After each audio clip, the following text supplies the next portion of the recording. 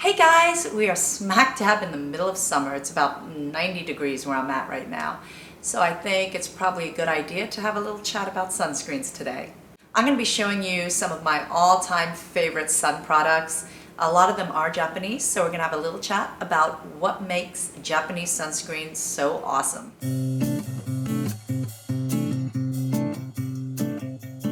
I'm a very firm believer that the best sunscreen for you, or that you could possibly use, is the one that you actually will be using, and the one that you will apply and reapply as much as needed. So for a very long time, I actually never wore sunscreen because whatever was available to me at the time here was just so drying, gave this crazy white cast, which would also cling onto any patches of dry skin or flaky skin. It just wasn't very presentable.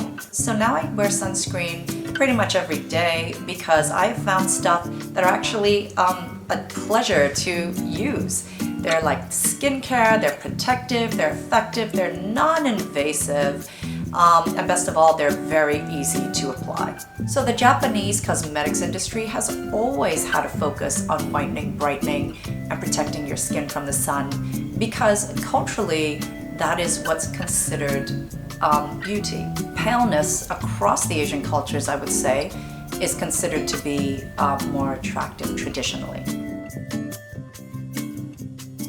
So we're all pretty familiar with the fact that SPF deals with UVB rays, which is what's responsible for sunburns. On a lot of products that I'm going to show you, there's also going to be a PA+, up to 4 pluses claim, and that deals with UVA rays. UVA deals with basically skin aging and everything that comes with it. Hyperpigmentation, collagen loss. These rays get deep into the deeper layers of your skin. With US sunscreens, they only give you a broad spectrum claim, which is mainly focused on measuring SPF. For me, I'm not going to get a sunburn because most days I'm just kind of walking around or at the park or something like that. I'm really more concerned about what is happening in the deeper layers of my skin. So for me, a sunscreen that has a PA+ claim is going to definitely grab my attention. So let's get to the products. So in one of my previous videos, I mentioned this, which is the Hata Lavos UV Creamy Gel. This is SPF 50 with PA and 4 pluses, which is the most pluses you could possibly get. Like the other Hata Lavos products, this has 3 of the most effective types of hyaluronic acid in it, which I love because this is so not drying. There are a number of UV filters in this, which are amongst the most effective. And best of all, this is a fantastic primer for your makeup. It leaves your skin with just this beautiful, healthy glow. And it actually makes your makeup stay longer. So Hata Lavos also has a UV moist emulsion, which is better for people with oilier skins or combo oily skins. My next favorite sunscreen is from Biore, and it is their Aqua Rich Watery Essence. This is a new formulation that only just came out this year, so it's SPF 50, PA 4 pluses. What's really distinguishing about this sunscreen is that it comes out like a gel or emulsion, and as soon as it contacts the skin, it turns into water. This also contains hyaluronic acid and antioxidants in the form of citric essences. So this sunscreen helps your skin retain moisture and look beautiful. And this next pick is great for oilier skin. It's from DHC Sun Cut Q10 Light Touch. It's SPF of 50 with a PA 3 pluses. So this sunscreen has 4 physical UV filters. So this also has a bunch of ingredients for skincare, for brightening, coenzyme Q10, hyaluron, and rosemary extract. What's actually really special about this sunscreen and what drew me to this is that it is, again, non-greasy, non-drying, thin, goes on like a dream and disappears, but it leaves your skin with this really kind of silky, smooth, silicone-y effect. So it is an amazing primer for makeup. So I do think it's quite important to note that maybe one of the reasons why Japanese sunscreens are not greasy at all is probably because they contain alcohol in them. It's a common ingredient in the Japanese sunscreens. But, you know, again, I have to say that as someone who has incredibly sensitive skin and sensitive skin to alcohol, I've had worse reactions from sunscreens that don't contain alcohol, so it is all really strange. And I don't know enough about the chemistry of all these ingredients and how they work together to really understand it. All I know is they work for me, so I do think that it's worth testing out and seeing if you know, you react well or you don't. So the last Japanese sunscreen that I'm going to talk about is this new Shiseido Wet Force. I got this in the States, so it only has the SPF 50 rating. But I will tell you that I trust Shiseido labs and scientists with everything. There is a polymer in this that reacts to the minerals in water or sweat to form a serious UV protection layer. This Wet Force technology is meant to be activated when it comes in contact with water or after you've been sweating for half an hour. The only thing with this, and this is something that I don't have with any of the other Shiseido sunscreens, is that it leaves a slight white cast when you apply it, but altogether kind of remarkable. This is probably one of my all-time favorite sun products or sunscreens ever. And of course, it's from Amore Pacific. Amore Pacific is hands down one of my favorite brands. This is a limited edition resort collection line. And this is a sunscreen cushion, which is, I mean, I love my cushions, I'm not gonna lie.